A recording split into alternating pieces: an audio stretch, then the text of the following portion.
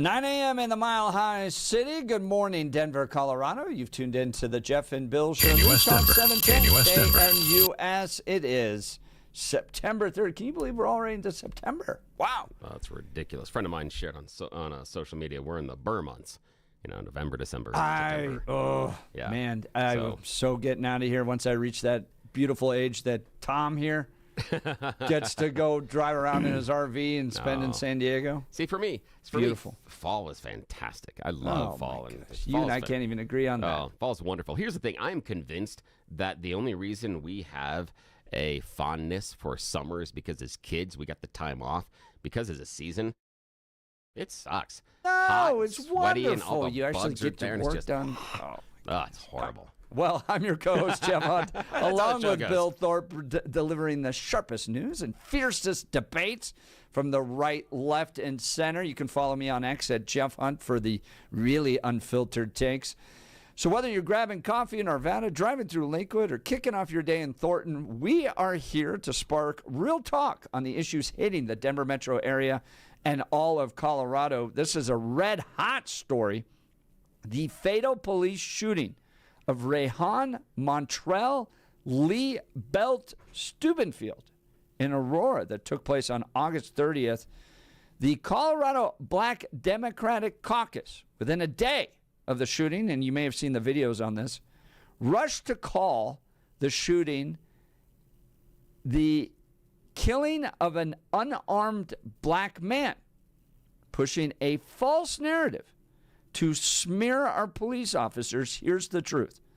Belt Steubenfield was armed, ignored a traffic stop for speeding, crashed into two cars, tossed the gun, aggressively charged at an officer, all while daring bystanders to pick up the weapon. Body cam footage and Chief Todd Chamberlain's briefing confirmed he raised his fist, taunted the officer, and kept advancing despite attempts to de-escalate. The officer, protecting himself and the public, had no choice. In 2024, Aurora's violent crime rate was 9.6 per 1,000 restaurants. And officers face split-second decisions in dangerous situations. From Denver to Colorado Springs, our law enforcement risk their lives to keep us safe, yet groups like this caucus jump in to paint them as villains without facts. This has nothing to do with race. It's all about actions.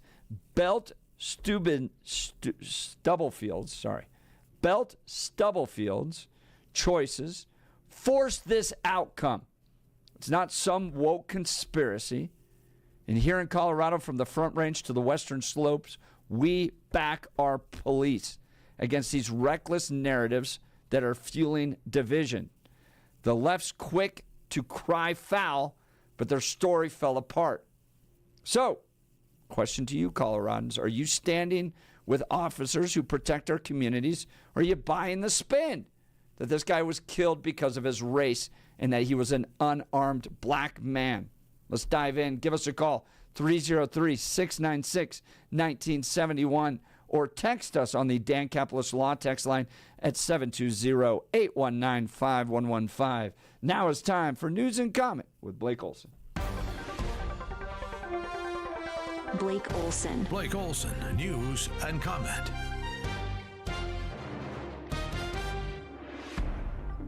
Good Wednesday morning. Going to be a beautiful day. 69 and sunny in Denver.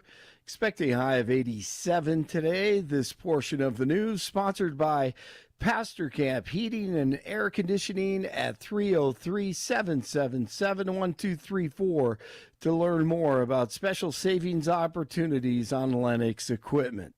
Our top story.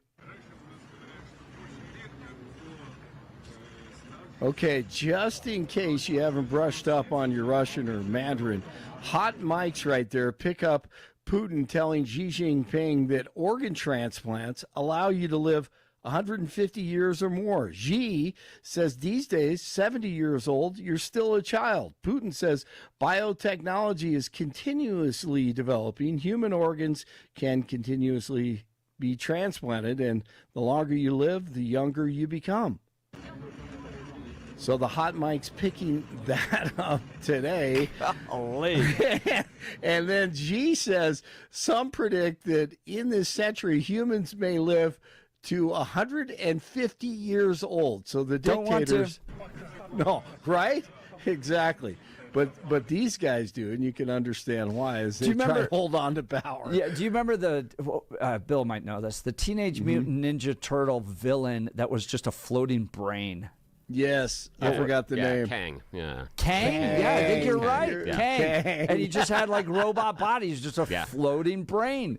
That's where we're all going to be. That's right. But I don't want Again, that. Oh, man. Just point of reference here. I can't do long division, but I remember the stupid Teenage Mutant Ninja Turtle villain. I knew you would. I totally knew you would. Just it shows the realm of worthlessness that I dude. possess. No. You are an encyclopedia of pop culture, Useless and we love knowledge. Absolutely useless knowledge. But, I mean, I'm 43, and I'm kind of like, well, it's getting kind of late here. Right. I might shuffle off this mortal coil.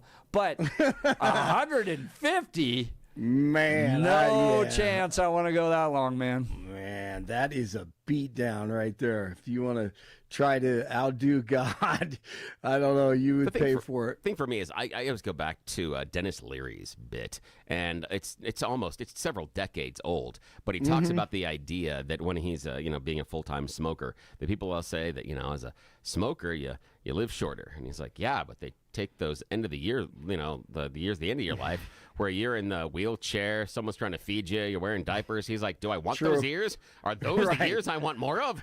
It's a question we got to ask here. If I could have more of the years in my 20s with the tight skin, all the hair, and the high metabolism, yay! But the idea on the end that we're extending this, is that what I'm looking forward to now? It's so true. Yeah. God knows what he's doing, doesn't he? I mean, he really does. Yes. I mean, because you're like, really, you want those years? Yeah, I'm right there with you. Speaking of dictators, Nicolas Maduro, Venezuela. Trump, you have to be careful because Marco Rubio wants you to stain your hands with blood, with a terrible war against South America and the Caribbean, because this would be all-out war in the continent. Yeah. Blaming Marco Rubio. Right. What is? I mean, here's what I think happened. Rubio. Somebody in his little advisory council, Maduro's, was like, at one time they got quite angry at each other during the debate. See if you can exploit Donald Trump calling him Little Hands Marco and Great Division. And the rest of us are like, dude, we've all moved past that. Absolutely. And they also know the Cuban connection. They know he's Cuban, so they're trying to exploit that as well. There is no doubt about that. U.S. struck a cartel cocaine speedboat, as Jeff and Billy were talking about last hour, headed to the States, killed 11 TDA narco terrorists, and sent a message to the cartel, i.e. government, in Venezuela. This one, to me, seems to be a slam dunk for the president. And I should tell you, I am absolutely opposed to this decision. I think the president is wrong to move it to Alabama, but he gets to make that call as the commander-in-chief. The great George Brockler on the show this morning, DJT, moving U.S. Space Command from the Springs to Huntsville, Alabama. 47 says Colorado's laws on voting by mail was a factor in his decision. And D.A. Brockler says, that may hurt 47, as Phil Weiser says. And so the only grounds I can see, and I'm no genius in this area, is the Administrative Procedures Act, the APA. And what that means is Phil has to argue that Trump's decision was arbitrary and capricious. That's tough because he'd made the decision in 21. Biden waited 2 years to reverse it, and now within the first 9 months of the Trump administration, first 8 months, he reverses it back.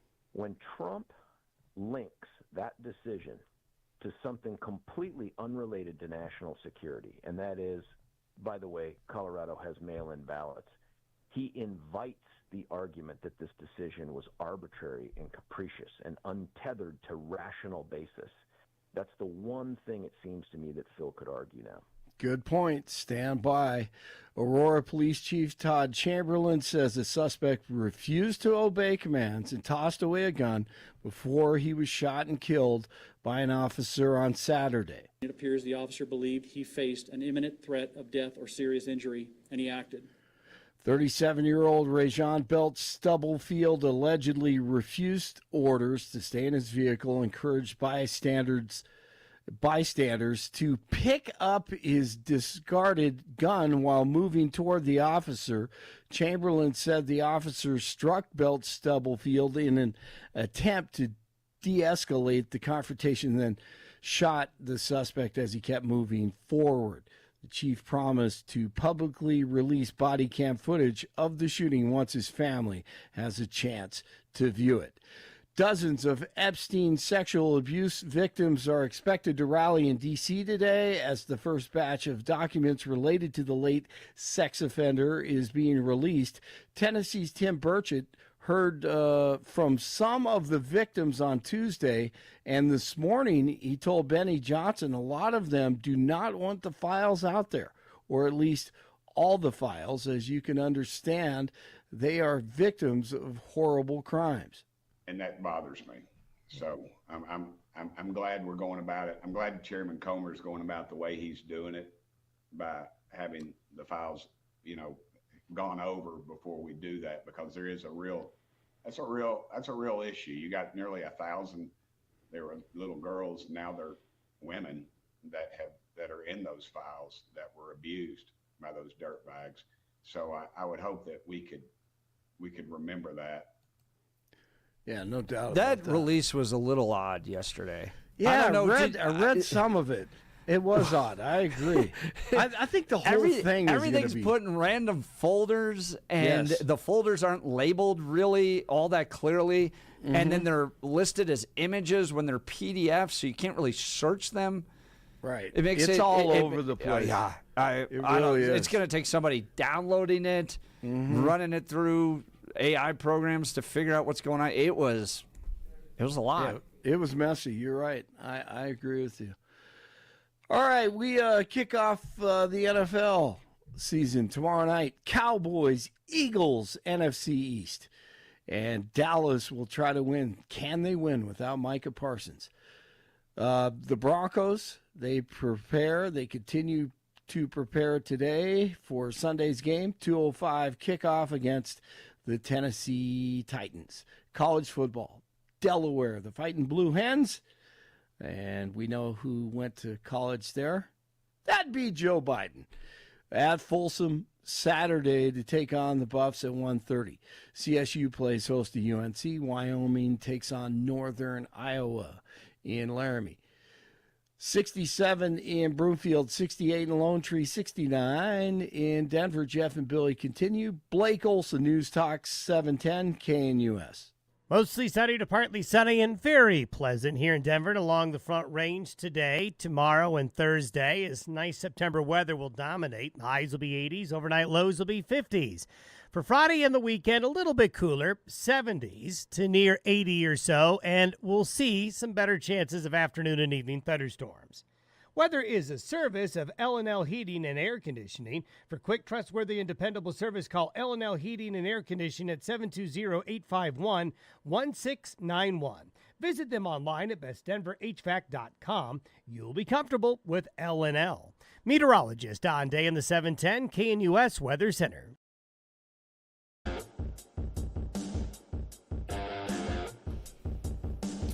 All right, so you may have seen the social media posts of a tragic shooting that took place in Aurora. Hate to see police officers have to use force, and if police officers are using force illegally, then they should be held accountable. I don't think anybody disagrees with that. What I don't like is this jumping to racial conclusions before the evidence comes out, and that's what the Colorado Black Democratic Caucus did. So, the shooting of a man, last name Belt Stubblefield, took place on August 30th. On August 31st, the next day, here's the statement from the Colorado Black Democratic Legislative Caucus regarding the Aurora police shooting of Rayhan Belt Stubblefield. The Colorado Black Democratic Legislative Caucus is deeply saddened and outraged by the fatal police shooting of an unarmed black man by the Aurora Police Department. It's the first time they use that phrase, okay? Unarmed black man. Yet again, our community is forced to grieve the loss of a life cut short under circumstances that raise profound concerns about policing practices, accountability, and justice in our state. And listen to this.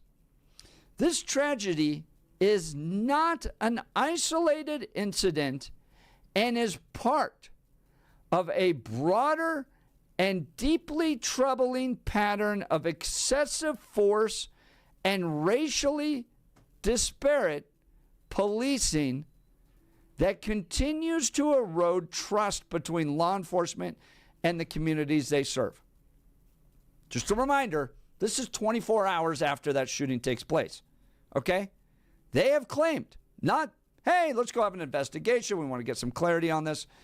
My goodness, that was a terrible video that we saw. What is going on? No. This tragedy is not an isolated incident and is part of a broader and deeply troubling pattern of excessive force and racially disparate policing that continues to erode trust between law enforcement and the communities they serve. Aurora, in particular, remains under a consent decree following the killing of Elijah McClain, yet black residents continue to face disproportionate harm and loss of life at the hands of the Aurora Police Department. We stand united in demanding full transparency, no problem with that, from the Aurora Police Department, and the immediate release of all relevant information, including body-worn camera footage and other video evidence. Okay, so they want transparency. But remember, they've already said that this was the shooting of an unarmed black man and that this is not an isolated incident, but a broader pattern of racially disparate policing. Okay? But then, by the way, release all the information. The community deserves timely, factual answers to critical questions. Why was this stop initiated? Were proper protocols followed? The immediate threat, if any, justified the use of deadly force? And most importantly, why did this encounter result in the death of an unarmed black man? Twice in that statement. Not a questioning, but the statement of fact by the Colorado Black Democratic Legislative Caucus that Rayhan Belt Stubblefield was an unarmed black man killed by the Aurora Police Department. Here's the headline out of the Denver Post yesterday. Man killed by Aurora police was armed. Tossed gun before confrontation, chief says. A 37-year-old black man shot and killed by Aurora police officer after an attempted traffic stop and crash Saturday was armed and threw a gun into the grass before confronting the officer, Chief Todd Chamberlain said. Rayhan Belt Stubblefield crashed into two vehicles while fleeing an Aurora police officer who was trying to pull him over for speeding and a possible DUI, Chamberlain said at a news conference. Chamberlain declined to name the officer who shot Belt Stubblefield, citing the fact that the officer has not yet been interviewed by the 18th Judicial District critical incident investigators and that threats were made against the officer and his family. Thank you. Thank you for that. This police officer has had threats made against him and his family. Aurora police officials have not released body camera video of the shooting because it has not been viewed by Belt Stubblefield's family. But Chamberlain said he intends to release the full video once that happens. But Chamberlain did share still images from the video, one of which showed the officer pointing his gun at Belt Stubblefield as he stood near a damaged vehicle. The encounter happened over the course of 3 minutes from when the officer, the Aurora officer, clocked Belt Stubblefield with a speed radar and tried to pull him over near East 6th Avenue and Sable Boulevard at 7:29 p.m. Belt Stubblefield did not pull over when the officer turned on his lights and sirens, instead trying to evade the stop before rear-ending another vehicle, crossing over the median, and hitting a second vehicle. Belt Stubblefield did not follow the officer's orders to stay in his vehicle and show his hands, Chamberlain said. Instead, he got out of his car, tossed a handgun as he walked towards the sidewalk, and started walking towards the officer. He told bystanders repeatedly to get that expletive or pick up the gun while moving towards the officer, Chamberlain said. The officer tried to punch Belt Stubblefield in an attempt to de-escalate the situation, at which point Belt Stubblefield raised his fist and repeatedly asked the officer if he was ready for this, Chamberlain said.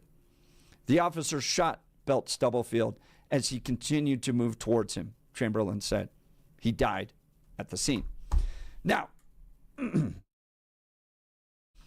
look, you can question whether or not the police officer acted appropriately. Maybe could he have pulled a taser? Sure. We can explore those questions. But it is wholly inappropriate for the Colorado Black Democratic Legislative Caucus to make claims, number one, that this was an unarmed black man. Okay? And you could say, well, he tossed the gun. Okay, well, is the police officer supposed to know that that's the only gun that he has? Plus, he's calling for people to pick up the gun. And I think it's perfectly reasonable to consider that there might be more weapons on him. So to say that, one, he's an unarmed black man is inappropriate.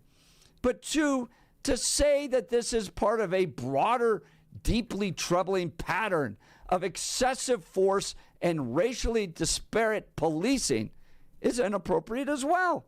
There's no evidence that this guy was targeted because he was black, that the Aurora Police Department's being racist, that they used excessive force because Belt Stubblefield was racist. There's no evidence of that.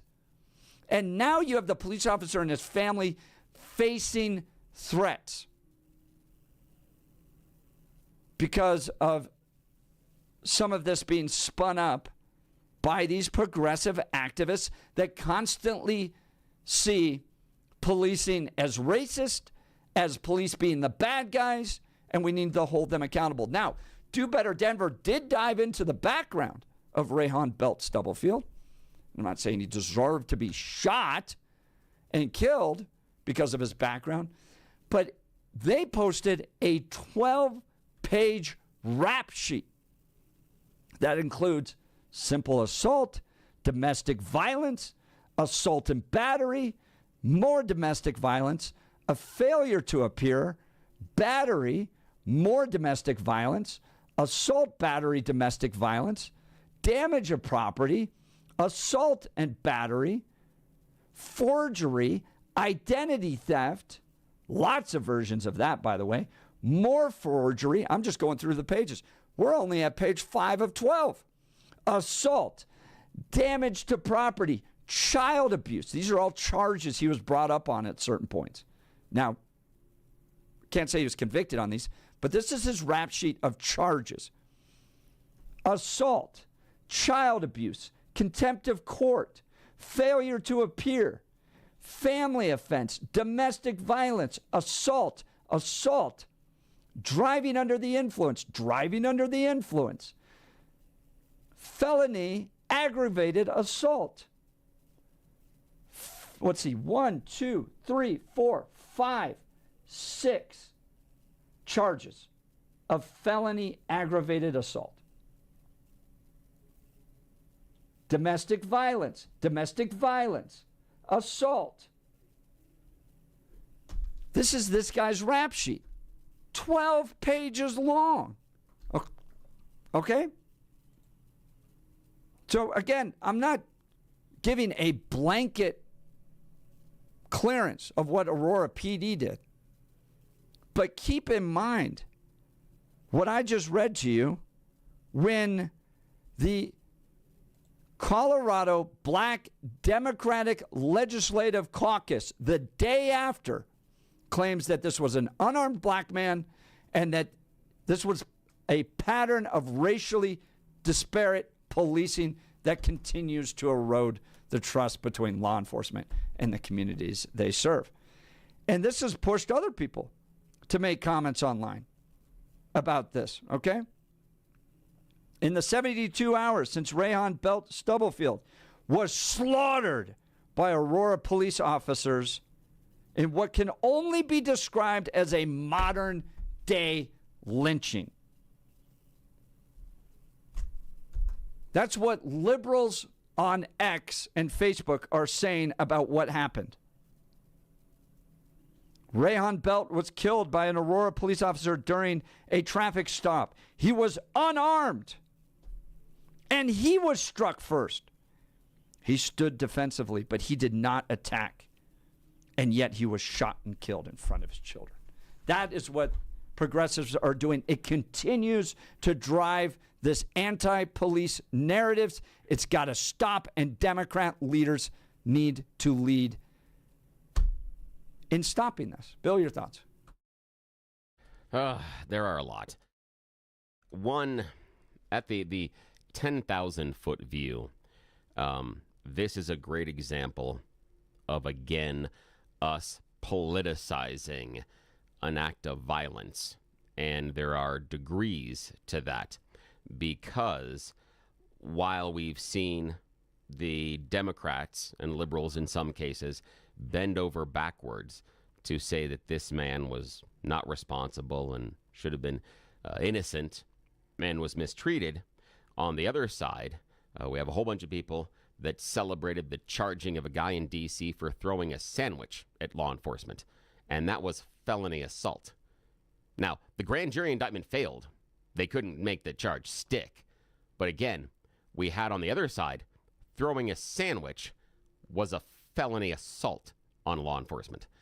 So I believe both sides play politics with incidents like this. And on a personal point, that's a 10,000-foot view. On a personal point, the part that made me the most offended in the statement from the black lawmakers was the use of Elijah McClain's name. That pisses me off in this. Interesting. In Tell a me way, why. yeah. And this is a way that people are going to be surprised, but not surprised if you know me. If you know what happened to Elijah within 60 seconds. Ugh. I'm trying not to start yelling right now. They had their hands on him within 60 seconds. He had no weapon. They didn't search him. He wasn't alleged to have a weapon. The only reason they stopped him was because an older man in the neighborhood mentioned there was a black kid waving his arms down the street as he was walking, and that made him uncomfortable. Because of that, the officers within 60 seconds got kinetic, and within a minute and a half had him in a chokehold. Seriously? Over a report of a kid walking down the street waving his hands.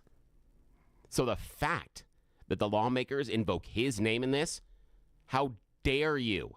How dare you bring him into this? Ugh, man, this makes me mad. Okay, now, back onto this.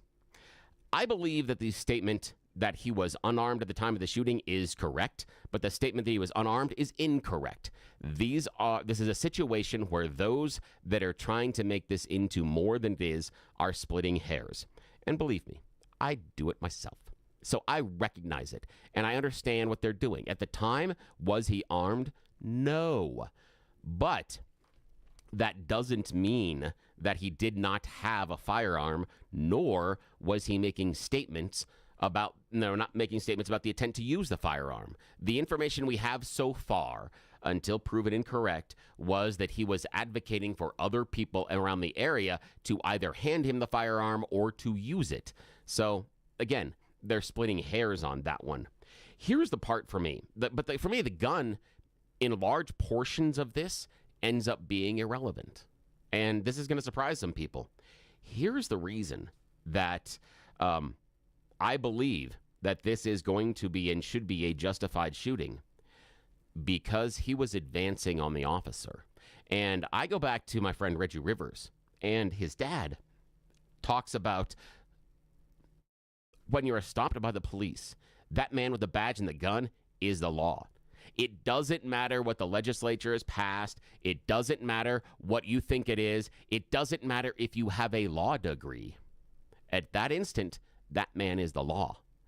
And whether or not you agree or disagree with what he was saying, that's the problem. Now, do I believe in the Elijah McClain case, despite what was shown in court, that they overstepped? Absolutely. And I believe he got a second bite at the apple, and Phil Weiser put a better set of prosecutors on that case rather than going out of state. You might have had something. But I got a whole lot of issues about how that case was prosecuted. But in this, he has been given commands, and the thing for me is he is advancing towards the officer. In other cases where I believe we've seen police violence, that I think accurately some Democrats and liberals have pointed out, the individual was not advancing or trying to assault an officer in which they were either shot or injured. That is excessive. However, I watched a video from across the street, and I saw him on 3 occasions take steps towards the officer. On 3 occasions, I saw the officer step back in order to maintain a safe distance. The question I have is, what did the guy expect? What was he looking for in that interaction when he gets out of the car and starts advancing on the officer? I can see getting out of the car because it's crashed or getting your wallet out, whatever it is. But as soon as you start advancing on the officer, despite their commands, now, to me, your intent is a confrontation. And there are going to be good choices and bad choices. Did this necessarily need to be a shooting? I don't know. The other question I have in this is why the officer punched the man. And that is a de-escalation. I have a question about that because I am not, nor will I ever be, a trained police officer. But in my average Joe life, punching someone very rarely de-escalates the situation. Rarely is that the choice. However, given that he was advancing on him, I don't know. Well, it's a different option than shooting somebody. It is. Right? And so if he's using something, and it may be a different option than a taser. He may not have had a taser, may not have been ready. I don't know. But the idea of a punch being a step towards de-escalation, I'm not saying it isn't. I just have a hard time, just based on the statement, getting there. But regardless of whether or not he had a gun in the car, threw it on the ground, or anything else, for me, the fulcrum of this tragedy is the driver continued to advance at the officer. I have a hard time holding the officer responsible when that's the case. Guess what Elijah McClain didn't do? Advance the officers. He never went at them like that. That's why it's different for me. The Colorado Black Democratic Legislative Caucus is unfairly racializing an incident to turn people against law enforcement and have directly threatened the lives of this law enforcement officer and his family. They should be ashamed of themselves. They have no evidence. And in fact, the evidence points to today that they were wrong in their statements.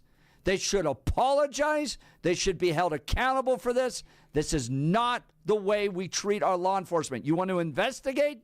You believe there are concerns? I have no problem with that. But the day after this shooting took place, you're claiming that this guy was unarmed and that this is a result of a racially disparate policing effort? You have no evidence of that, and you're directly threatening the lives of law enforcement officers out there by making this thing racial when there's no clear evidence that there was.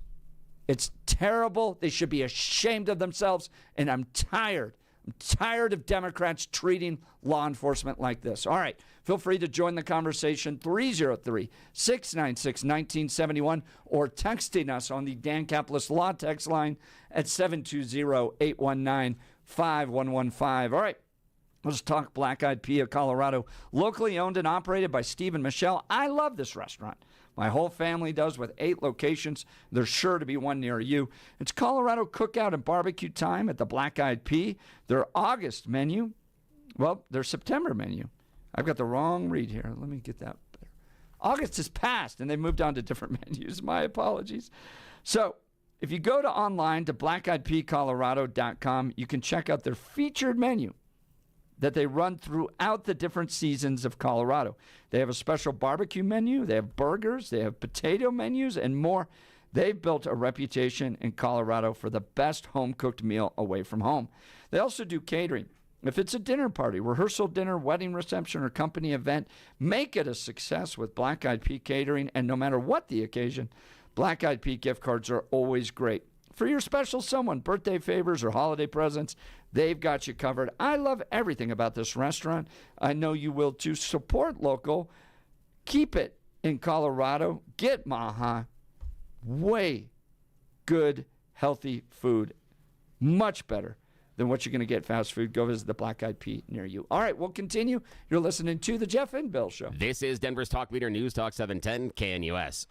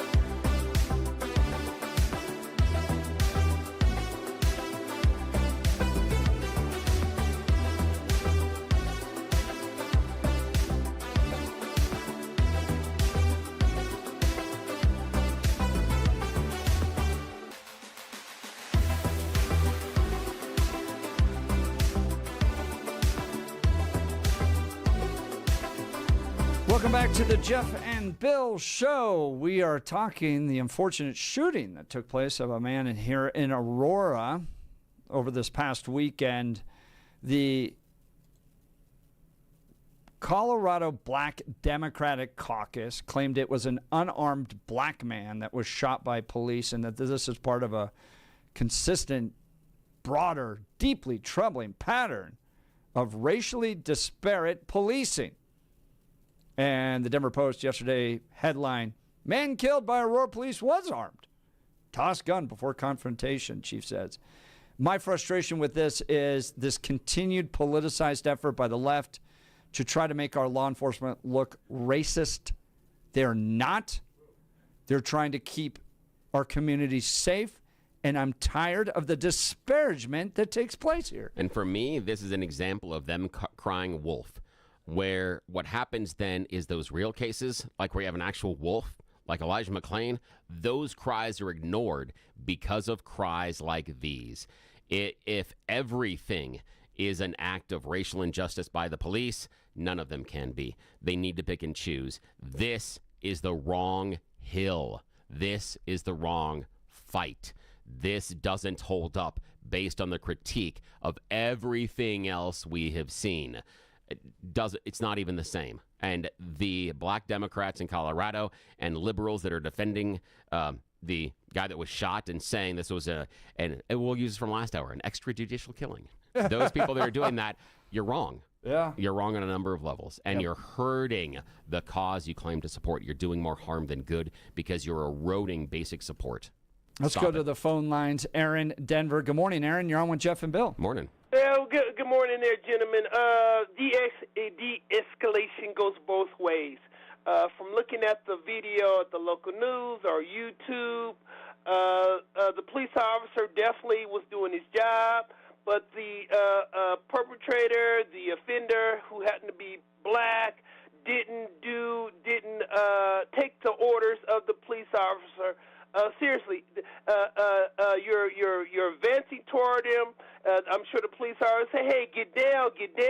You're under arrest. Get down." He wasn't following the police officer's orders. I mean, like you said, he has a badge. He is the law. Whether agree with it, disagree. If he wants you to get down, get down. It shouldn't have got to this point, but in my opinion, it looks like it was suicide by a cop. Jeff, you read his long list of criminal offenses, and as a result, I think this was just suicide by a cop. It's like bringing a knife to a gunfight.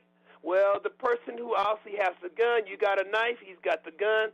Well, more likely you're going to end up dead, even if you have a knife in your hand. So, I mean, when it's all said and done, this will be a justified shooting.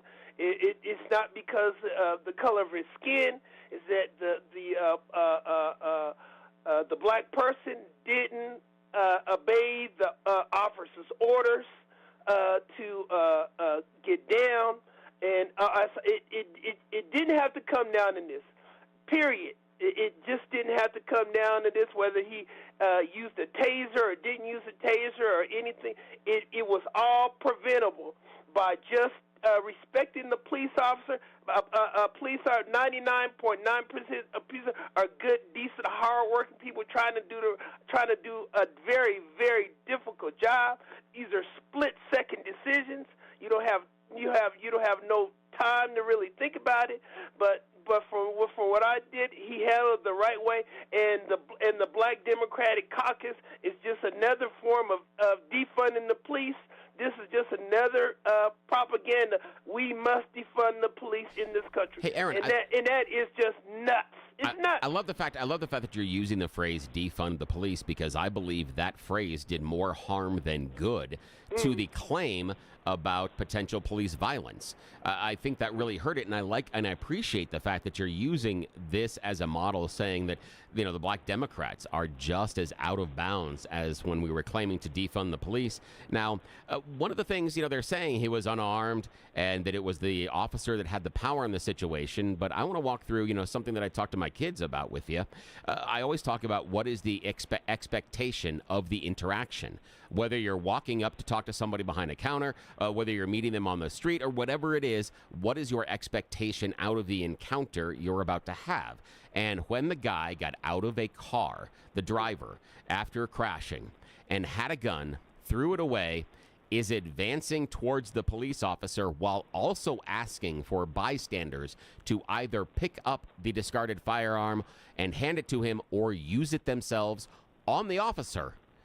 What's the expectation of the interaction?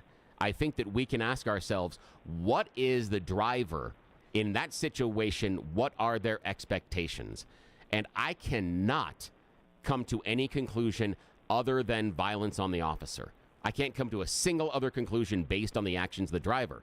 And at that point, sorry, in some cases, it's going to result in a shooting, as difficult as that is. Your thoughts, Aaron? Yeah, I mean, I can't disagree with that, Bill. And like I said, I sound like a broken record. I mean, de-escalation, it goes both ways. I mean, the police officer, he's obviously he's got a gun on you, right? He's got a gun on me. Well, okay, I'm a de-escalate this. I'm getting on the floor, doing what the police officer tells me to do. I want you on the floor now. Oh, poop! I'm on the floor. Yeah. Because he has the gun, and that gun has bullets in it. So I mean, de-escalation goes both ways. It's not we're just going to put it on the police officer de-escalate. No, you moron, you idiot, you got to de-escalate it too. If that police officer wants you on the ground now, you do it now, and you obey his orders. Now, if you got a problem with it, you can hire a lawyer like Johnny Cochran. There you go, Aaron. Aaron, run out of time. Gotta let you go. Thank You're you, listening to Jeff and Bill. This is